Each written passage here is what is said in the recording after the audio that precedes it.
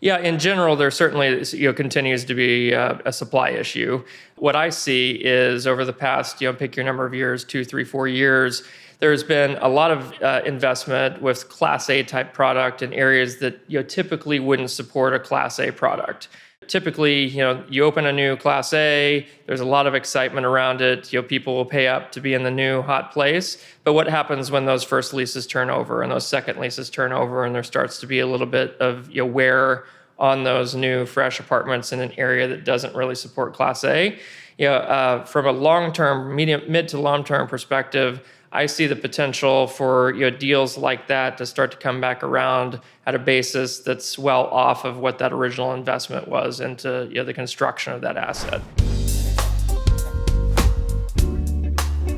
In 2009, you mentioned it being tenuous, and you were able to, as a company, come out victorious in your strategy and continue to adjust the strategy along the way. Where do you think we're headed in the next 12, 16, 18 months? I think personally that there's going to be distress. I don't think there's any way around it. I just don't know what that distress will look like in terms of how much opportunity there will be, and also when it'll make sense to strike. So I think it's going to make sense to strike within 12 months. I just don't know if that's 4 months from now or 8 months from now. Do you have any opinion there? I do. It's a cloudy crystal ball, but I think in the next 12 to 24 months, we're not going to see a whole lot of shifts in terms of interest rates. So that's going to continue to be an issue. And those groups who, I call it, were overly frothy within the 19, 20, 21 buying cycle, and got in with underwriting that absolutely had to come to fruition for their asset to make sense and to cover their expense load.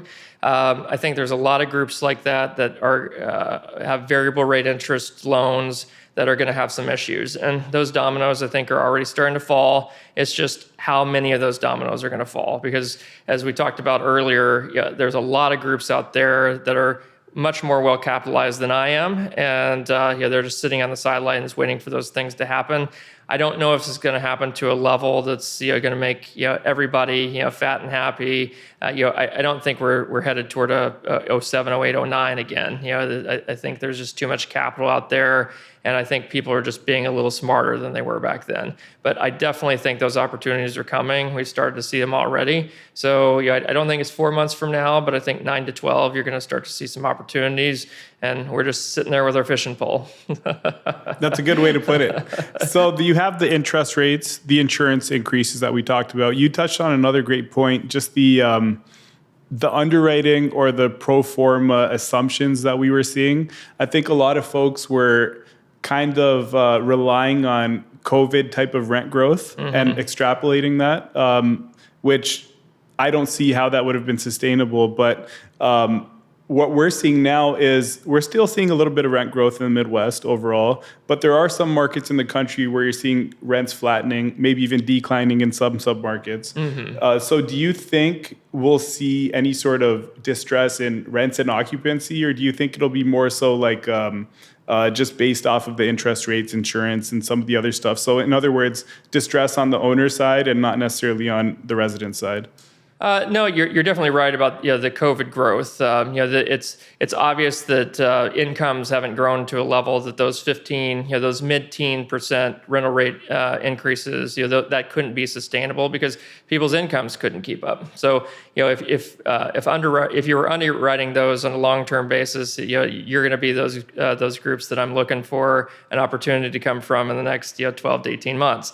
But there definitely has been some softening in terms of both occupancy, rent growth, or even declines. The prevalence of concessions in the market has stepped up again. So I know we, going into kind of the slow time of the year, cold weather hits, people don't want to move, and typically occupancy softens a little bit. We've been pretty aggressive in trying to offer concessions and leasing specials to get that occupancy up prior to entering the winter. But beyond that, I think it's softening in general. Previously you see waiting lists and upper 90% occupancy and no concessions and rent rates increasing on a monthly basis. I don't think you're seeing that in today's market. So I think that we're going to see that for some time here. So you've got that pressure in addition to the expense burden. So multifamily is a little more difficult to operate today than it was 2 years ago. But I still feel like there's a lot of opportunity in the space. And for those operators who are conservative and can sit back and wait for true opportunity, I think opportunities are going to come. Nationwide, there's a lot of supply in the pipeline in the apartment world. I do think a lot of the future supply past, call it maybe 2025, will be severely decreased due to where rates are today. The new developments, for the most part, just don't pencil. Do you think that plays into just your long-term thesis on apartments? Just the need for apartments in general, like people always need a roof over their head, we're going to be undersupplied, and we still are, even with all the new supply coming online. Do you have any thoughts there in terms of your general thesis when it comes to apartments in general? Yeah, in general, there certainly continues to be a supply issue. My only challenge to that, what I see is over the past, pick your number of years, 2, 3, 4 years, there's been a lot of investment with Class A type product in areas that typically wouldn't support a Class A product. So you get typically you open a new Class A. There's a lot of excitement around it. People will pay up to be in the new hot place. But what happens when those first leases turn over and those second leases turn over, and there starts to be a little bit of wear on those new fresh apartments in an area that doesn't really support Class A?